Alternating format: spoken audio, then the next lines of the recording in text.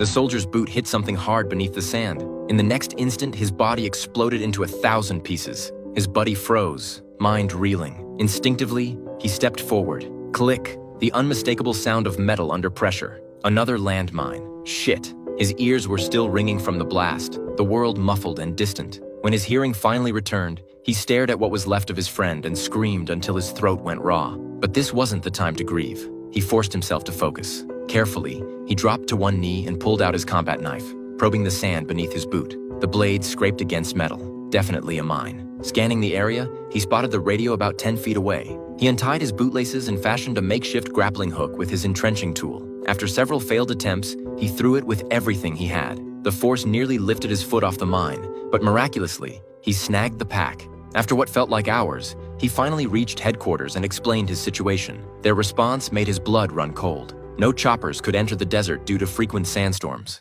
Ground rescue would take 52 hours. He set his watch timer, 52 hours in 113-degree heat. The odds weren't good. When hunger became unbearable, he ate his last piece of beef jerky and took 2 swigs from his canteen before it ran dry.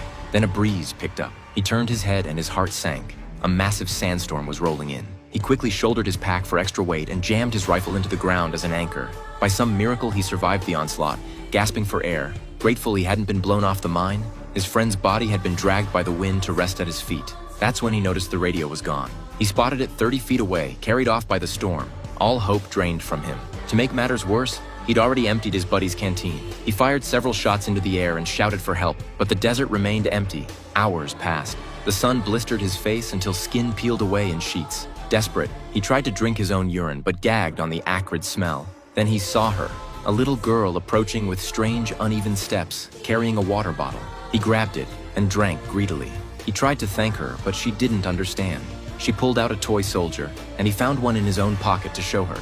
She arranged the toys on the ground and began pushing one forward. He didn't understand what she was trying to tell him. He gestured frantically toward the radio, begging for help, but she turned and ran, disappearing into the desert haze.